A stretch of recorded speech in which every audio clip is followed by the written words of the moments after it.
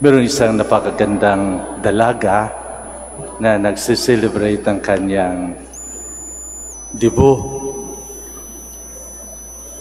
Siyempre, nakahanda ang lahat, kumpleto, may cotillion, merong 18 roses at cake. Noong tinanong siya kung ano yung wish niya sa kanyang birthday, sabi niya, secret. Pero sa kaloob-looban niya, ang sabi niya, sana makapag-asawa siya ng foreigner at makapagtrabaho abroad. Pagkatapos ng ilang taon, at the age of 25, wala pang nangligaw sa kanya na foreigner. Nakapagtrabaho abroad, pero single pa rin. Kaya nag-decide siya, siguro hindi talaga para sa akin ang foreigner. Kahit Pilipino na lang, pero kailangan doktor siya upang mayaman. Ayan, yun ang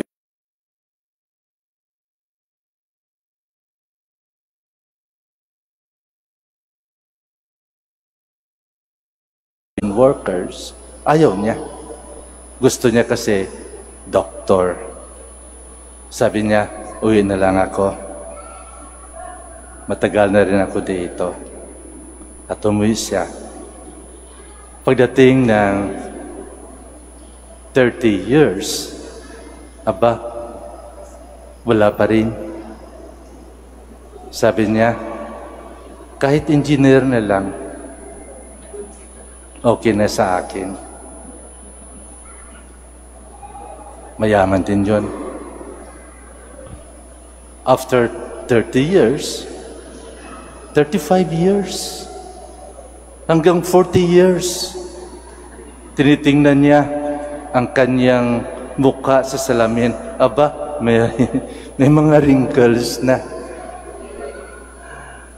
Sabi niya, si Lord naman, tumatanda na ako bakit wala pa rin nagkagusto sa akin?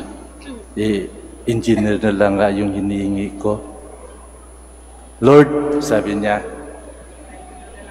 pwede ba kahit sino na lang? Kahit sino na lang yung wish niya. Siguro, nag-attend siya ng simbang gabi.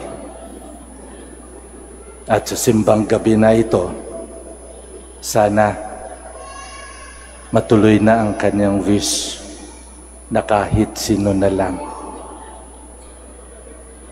Basta mayroong manliligaw sa kanya. Mga kapatid, alam ko lahat tayo may inaasahan at inaasa sa ating buhay. We have hopes of certain things that will happen in our life. Mayroong mga nagustuhan tayo na dapat mangyayari sa buhay natin. Habang tumatanda tayo, habang lumilipas ang panahon, mayroong tayo mga wish. At yung wish na yan ay inaasahan natin na maganap. Katulad nitong dalawang babae dito sa ating pagbabasa sa gabing ito. Sa unang pagbasa, si Manoah, hindi lang pinangalanan ang kanyang asawa, ang wish nila na magkaroon ng anak. Hanggang tumanda sila, wala pa rin nangyari. Sigurado, nagdasal sila. In His time, God came to their life. And God gave them Samson. one of the judges to save Israel. That is the purpose. And here in our gospel, it is very touching. Bakit? Dito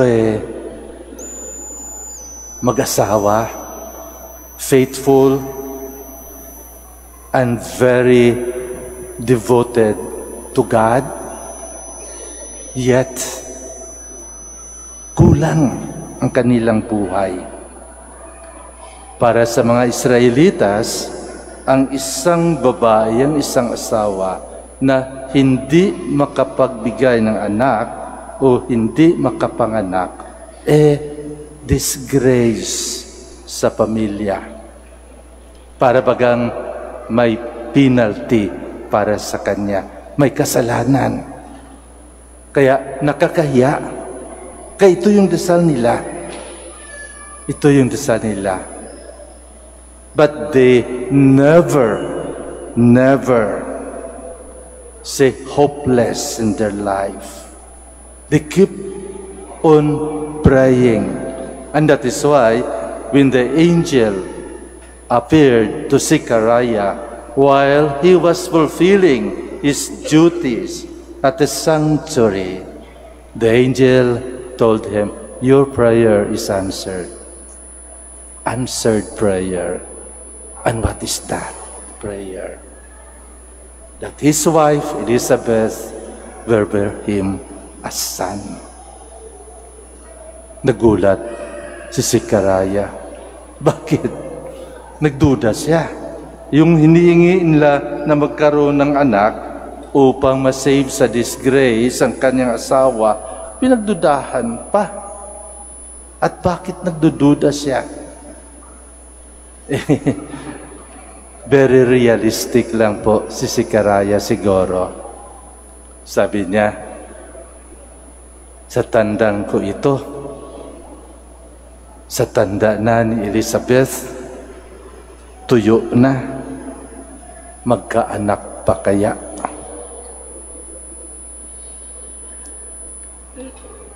So instead of accepting the announcement, the first annunciation of Angel Gabriel that his wife Elizabeth will bear a son,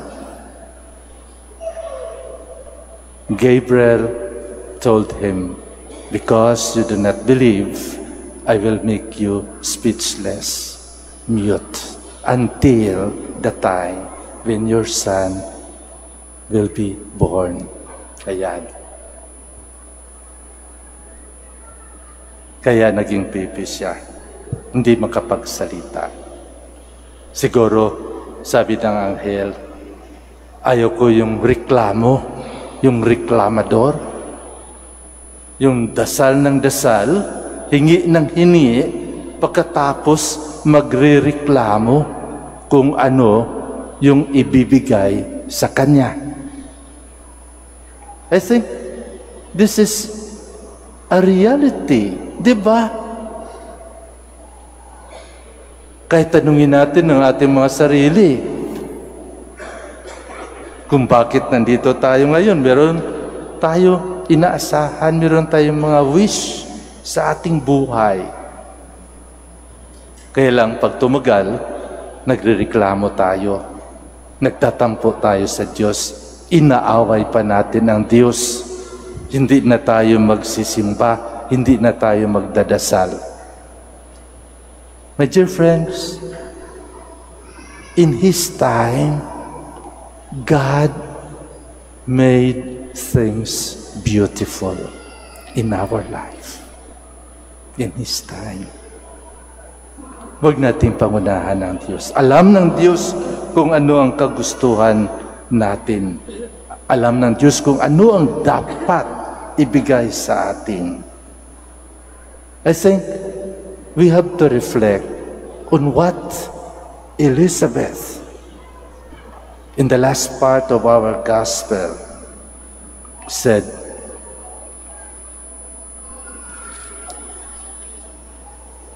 So has the Lord done for me at a time when He has seen fit to take away my disgrace before others. Ito yung sinasabi ko, in His time. In His time, God fulfilled His promise. But that promise must be a promise that we hope for. Kasi hindi naman tayo aasa kung wala ang Diyos, kung hindi tayo naniniwala sa Diyos. Kaya umaasa tayo sa buhay dahil naniniwala tayo na may Diyos at ang Diyos lang po ang makapagbigay sa ating inaasa. Ang Diyos lang po din ang ating inaasahan. Kaya pagkatapos nitong simbang gabi, kung hindi pa darating ang manliligaw nyo, kung wala pa mag-propose ng marriage, kung hindi pa nabuntis o nagdadalang tao, huwag kayong magalit sa Diyos. Hintayin ang tamang panahon. In His time, God made all things beautiful in your life.